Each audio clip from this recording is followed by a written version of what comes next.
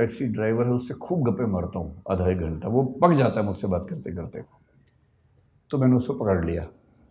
ये जो बच्चा था, अच्छा अमेरिका में टैक्सी चलाने वाला आपको अमेरिकन तो आमतौर पर नहीं ही मिलेगा, 10 में से 1 मिलेगा, बाकी 9 विदेशों के लोग मिलेंगे जो ग्रीन कार्ड पे हैं या वर्क वीज़ा पे हैं और अपनी रोज़ी रोटी वहाँ कमा रहे हैं। लेबनान के मिलेंगे, कुवैत के मिलेंगे, और जो मुझे कल मिला काजिकिस्तान का, हाँ काजिकिस्तान का मिला, ताजिकिस्तान का सॉरी मिला। प्यारा सा बच्चा था। मैंने उससे उसका नाम पूछा, अच्छा सा नाम था पर मुझे याद नहीं है क्योंकि नाम कुछ अलग किस्म का था। अगर आपको बहुत शौक है तो मैंने नाम नोट कर लिया था, मैं नोट कर लेता हूँ खटाक से, ताकि मैं बाद में केस स्टडी की तरह उसे कहीं कोट कर सकूं, क्योंकि मेरा काम ही ये है कोट करना जगह जगह जाके। तो मैंने देखिए, मैंने एक नोट बना रखा है, टेकअवेज ऑफ यूएसए ट्रिप 2023। उसमें जो आखिरी स्टडी है वो है टैक्सी टू JFK एयरपोर्ट। उसका नाम था गाई राटी, 23 साल का बच्चा था, ताजिकिस्तान से। मैंने उसको इंग्लिश नहीं आती थी, ताजिक भाषा आती थी जो मुझे नहीं आती थी, उसे हिंदी भी नहीं आती थी। अच्छा, ऐसे में क्या होता है कि इशारों की भाषा में काम चलता है फिर थोड़ी देर के बाद तो, और इशारों की भाषा यूनिवर्सल है। और अंग्रेज़ी इतनी उसको आ गई थी कि सेंटेंस का स्ट्रक्चर नहीं आता था ना, बाकी तो आता ही था, आई गो ताजिकिस्तान ईयर, तो इतना बात समझ में आ गया था कि साल में एक बार जाता है। तो इस तरह से सिंटेक्स के बिना जो भाषा काम करती है उस भाषा में काम चल रहा था। तो मैंने पहले उससे पूछा व्हाट्स योर नेम, उसने घूर के देखा, मैं कहा नेम, वो समझ गया नेम पूछ रहा है, तो उसने बताया गाई राटी। फिर मैंने कहा एज, तो उसने कहा 23 ईयर्स। भारत में फूफा लोग इतना करने के बाद तो रिश्ता तय कर लेते हैं, तो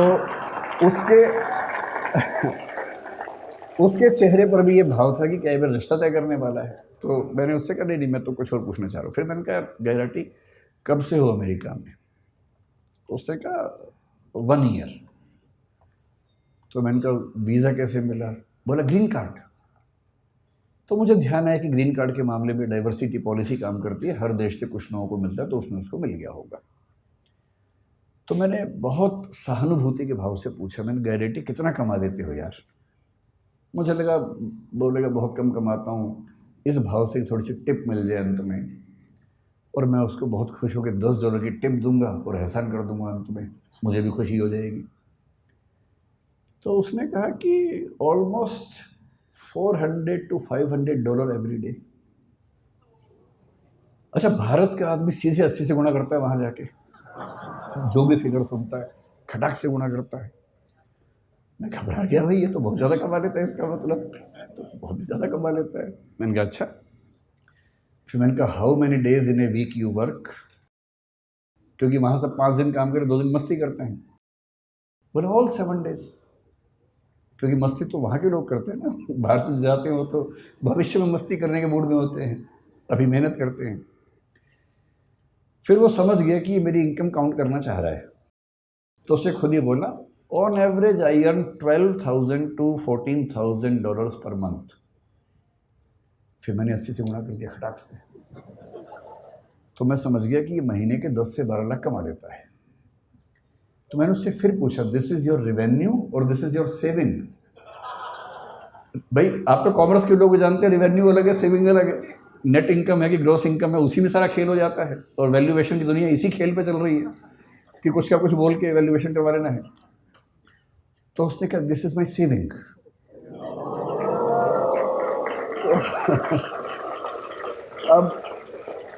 अब मुझे घबराहट होने लगी, क्योंकि वो 10 से 12 लाख महीने का कमा रहा था, और उसको 12 से गुणा करूँगा तो 1,20,00,000 से 1,44,00,000 हो जाएगा साल का, जो कि 2 साल की MBA करने के बाद 3 साल लोन चुकाने के बाद भी लगभग उतना हो रहा था। तो आप लोग बुरा मत मानिएगा, MBA वाले लोग है ना, आप लोग कॉमर्स की दुनिया में पढ़ रहे हैं, बुरा मत मानिएगा, मैं तो केवल ये बताना चाह रहा हूँ कि दुनिया के रुझान क्या हैं। तो मैंने बड़ा हौसला मन में रख के सोचा कि कहीं तो MBA वालों को ऊपर उठाऊं। तो मैंने कहा लेकिन तुम्हारी इनकम आगे बढ़ेगी नहीं इससे ज़्यादा, you have a stable income, but if you had been in service you would have grown faster, you would have got increments every year. मतलब ये बात समझाने में 1 घंटा लग गया, तोड़ के सेंटेंस बोलने पड़ रहे थे। तो उसने कहा no, I am buying 2 more taxis. तो मैंने कहा भाई अभी सेल्फ ड्राइविंग कार की परमिशन तो मेरी नहीं है कि तुम 2 टैक्सी लेके चला दोगे बिना ड्राइवर के, ऐसे कैसे होगा, तुम कितने चला लोगे? पर no, I will get 2 drivers from Tajikistan and the per hour minimum wages is $10 to $12। तो मैं उनसे दिन में 10 घंटे काम करवाऊंगा, $120 उनको दूंगा, और मैं एक टैक्सी से 400-500 कमा लेता हूँ, 120 दे दूंगा, तो भी मेरे पास मतलब 350 की एवरेज एक कार से बचेगी।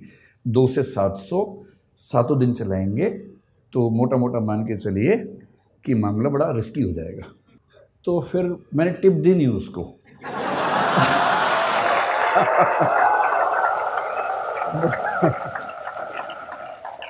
मुझे चिंता थी कि जब मैं उतरूंगा कहीं वो मुझे टिप ना दे दे थोड़ी सी, कि भाई आपने इतना पूछा, थोड़ा आप चिंतित हो गए होंगे, अगर आपको टिप चाहिए हो तो आप ले सकते हैं। और मज़े की बात क्या बोला, साथ में पढ़ाई भी करता है वो, इस सब के साथ साथ वो ऑनलाइन या हाइब्रिड करके कुछ पढ़ाई भी करता है साथ साथ। तो मुझे लगा कि श्रीराम कॉलेज ऑफ कॉमर्स के लिए सही केस स्टडी मिल गई मुझे, क्योंकि यहाँ बिजनेस कॉन्क्लेव में तो ऐसी बात करनी चाहिए। तो मैं अपनी बात को केवल 10 मिनट में सार इस एनेक्डोट के माध्यम से समझाना चाह रहा हूँ। आप लोग अभी युवा हैं, जिंदा हैं और सपने देखते हैं। जिंदा होने का मतलब वो नहीं होता है ना, जिंदा होने का मतलब होता है जो जिंदा हो तो फिर जिंदा नजर आना जरूरी है, ये मतलब होता है ना। जिंदा, एक बहुत प्रसिद्ध शेर है, उसूलों पे जो आँच आए तो टकराना ज़रूरी है, जो ज़िंदा हो तो फिर ज़िंदा नज़र आना ज़रूरी है। तो मैं इसलिए कह रहा हूँ कि आप लोग ऊर्जा से लबरेज युवा हैं और अभी आपकी सपने देखने की उम्र है। ज़िंदा तो बहुत लोग हैं, लेकिन कुछ लोग ज़िंदगी ढो रहे हैं, घिसट रहे हैं, और आप भरे हुए हैं ऊर्जा से। इस देश को नौकरी मांगने वालों से ज़्यादा नौकरी देने वालों की ज़रूरत है, और हम अपने 5000 साल के इतिहास में पहली बार उस दौर में हैं जहाँ स्टार्टअप करने वालों को इज्जत मिल रही है, वरना यहाँ इज्जत नहीं होती है।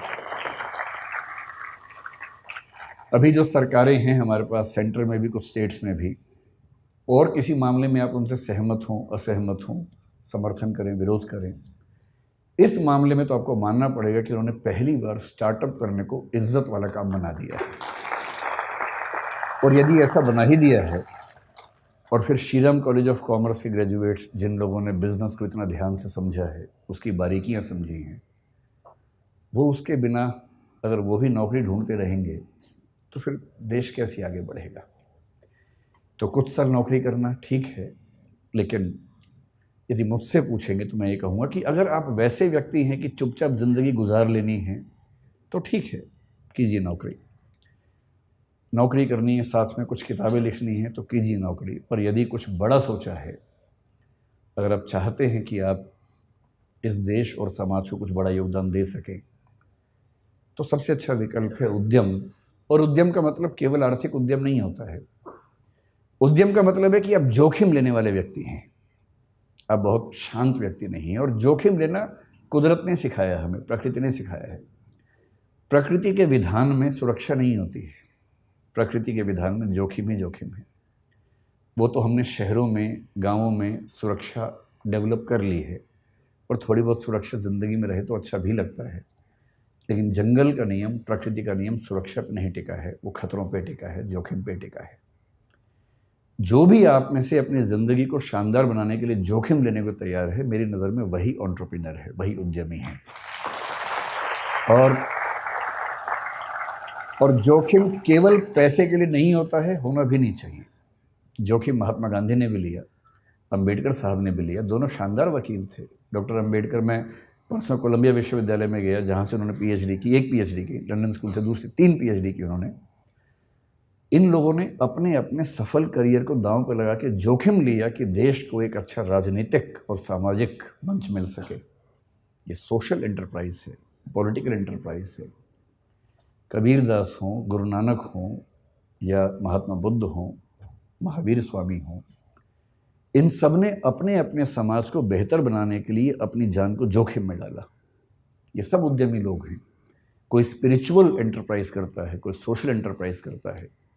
आप बिजनेस एंटरप्राइज वाले लोग हैं, लेकिन मैं इतना ज़रूर कहूँगा कि बिजनेस में पैसा कमाना ज़रूरी है, क्योंकि वही आपको ज़िंदा रखेगा, वही आपके उद्यम को चला पाएगा। लेकिन कोई भी उद्यम जो सिर्फ पैसा कमाता है वो समाज को फ़ायदा नहीं पहुंचाता है। और मैं एक बात अक्सर कहता हूँ, आखिरी बात आपसे वही कह रहा हूँ कि अगर अपने जीवन को एक ठीक दिशा देनी है तो सिर्फ एक काम कीजिए। बहुत बुरा लगेगा, पर मुझे ये सलाह मेरे एक मित्र ने दी थी, मैं आपको दे देता हूँ। आज घर जाके अपनी ओबिचुअरी लिखिए। ओबिचुअरी का मतलब होता है किसी के मरने के बाद अखबार में जो छपता है उसके बारे में, कि दुख के साथ सूचित किया जाता है कि फला फला की मृत्यु इस तारीख को इस वजह से हो गई है। उसके बाद की 4 लाइनें आप अपने बारे में क्या चाहते हैं लिख लीजिए, उसे बनाइए विज़न स्टेटमेंट।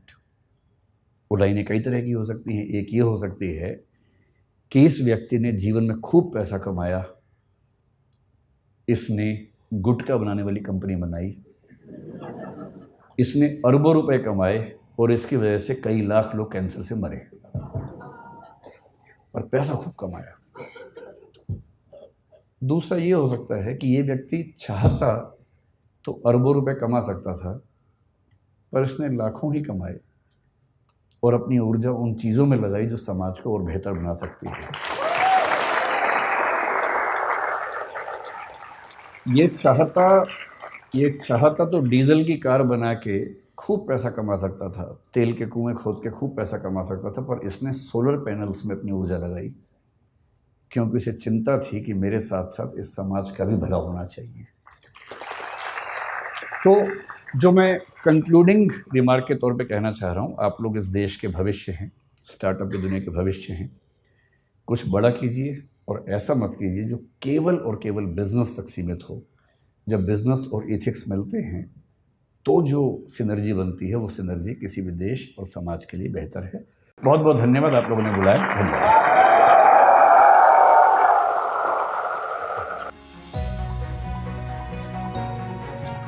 बहुत बहुत शुक्रिया सर हमारे साथ जुड़ने के लिए।